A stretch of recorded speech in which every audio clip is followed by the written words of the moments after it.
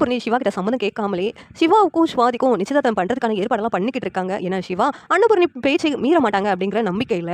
இன்னொரு பக்கம் பைரவி ஆறுமுகத்துக்கிட்ட, என்ன ஆறுமுகம் சிவா வந்து ஃபோன் பண்ணால் எடுக்கவே மாட்டேங்கிறாரு, கண்டிப்பாக சிவாவோட சம்மதம் இல்லாமல் தான் இதெல்லாம் நடக்குதுன்னு நினைக்கிறேன் அப்படின்ட்டு பைரவி வருத்தப்பட்டு பேசுகிறாங்க. உடனே ஆறுமுகம், ஆமாம் சிந்துவை பார்த்தாலே எனக்கு ரொம்ப கஷ்டமாக இருக்குது, அம்மா கிட்ட சொன்னாலும் அம்மா கேட்கவே மாட்டேங்கிறாங்க, சிவா கிட்ட எப்படி நம்ம இதெல்லாம் சொல்கிறதுன்னு தெரியல அப்படின்னு ஆறுமுகம் சொல்லிக்கிட்டு இருக்காங்க. உடனே பைரவி வந்துட்டு, எனக்கு ஒரு ஐடியா தோணுது, நீ இப்போவே கிளம்பி ஹைதராபாத்துக்கு போ, அங்கே போயிட்டு சிவாவை மீட் பண்ணி இங்கே நடக்கிறதெல்லாம் சொல்லி சிவாவை இங்கே கூட்டு வா, இல்லாட்டி நிச்சயதார்த்தம்லாம் நடந்துடும், அப்புறம் சிவாவுக்கும் ஸ்வாதிக்கும் கல்யாணம் பண்ணி வச்சாலும் வச்சிடுவாங்க அப்படின்ட்டு பைரவி சொல்கிறாங்க. உடனே ஆறுமுகம், சரி பைரவி நான் இப்போவே கிளம்புறேன்ட்டு ஹைதராபாத்துக்கு கிளம்பி போகிறாங்க. இங்கே தட்டெல்லாம் மாற்ற போகிறாங்க.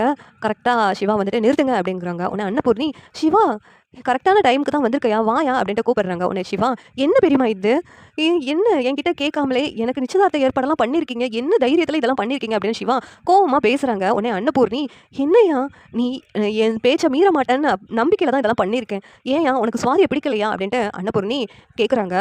பெரியம்மா, என்னுடைய வாழ்க்கையில் எப்போயுமே நீங்கள் என்கிட்ட கேட்காமலே முடிவெடுக்கிறீங்க, எல்லா முடிவும் தப்பான முடிவாகவே இருக்குது பெரியம்மா அப்படின்னு சிவா சொன்னதும் அன்னபூர்ணி அதிர்ச்சி ஆகுறாங்க. என்னையா அந்த சிந்து உனக்கு வேண்டான்னு சொல்லிட்டு நான் எடுத்த முடிவு தப்புன்னு சொல்கிறியா அப்படின்னு அன்னபூர்ணி கேட்குறாங்க. ஆமாம் பெரியம்மா, ஆரம்பத்தில் நான் சிந்துவை கல்யாணம் பண்ணலை அப்படின்னு சொல்லும்போது நீங்கள் கேட்கவே இல்லை, சிந்துவை என் கழுத்தில் தாயலி கட்ட சொன்னீங்க, உங்கள் பேச்சை மீற முடியாமல் நானும் செஞ்சேன், அதுக்கடுத்து சிந்து என்னை ஏமாற்றி கல்யாணம் பண்ணான்னு தெரிஞ்சதும் அவளை விட்டு விலகு, அவளை டிவோர்ஸ் பண்ணிடுங்கிறீங்க, எல்லா முடிவும் நீங்கள் எடுத்துக்கிறீங்க, இப்போ என்னென்னா என்கிட்ட கேட்காமலே எனக்கு இன்னொரு கல்யாணம் பண்ணுறதுக்கும் நீங்களே முடிவு எடுத்துருக்கீங்க பெரியம்மா, எப்போ தான் என்கிட்ட கேட்பீங்க என்னுடைய முடிவை அப்படின்னு அன்னபூர்ணி கிட்ட ரொம்ப கோவமாக பேசுகிறாங்க. உடனே அன்னபூர்ணி திகச்சு போய் பார்த்துட்டு இருக்காங்க. என்னையா அப்பனா நீ சிந்து கூட சேர்ந்து வாழணும்னு நினைக்கிறியா அப்படின்னு சொல்லிட்டு அன்னபூர்ணி கேட்குறாங்க. ஆமாம் பெரியம்மா, நான் சிந்துவை மனைவியை ஏற்றுக்கிட்டேன், அவள் கூட தான் நான் சேர்ந்து வாழணும்னு நினைக்கிறேன், சிந்து செஞ்ச தப்ப நீ மன்னிக்கலாம், ஆனால் நான் அவளை மன்னிச்சு மருமகளை ஏற்றுக்க மாட்டேன், சிந்து கூட நீ சேர்ந்து வாழணும்னு முடிவெடுத்தனா நீ இந்த வீட்டில் இருக்கவே முடியாது, இப்போவே கிளம்பலாம் அப்படின்ட்டு சொல்கிறாங்க. உடனே இங்கே சிந்து, வா நம்ம இப்போவே கிளம்பலான்னு சொல்லிட்டு சிவா வீட்டை கிளம்பி போகிறாங்க.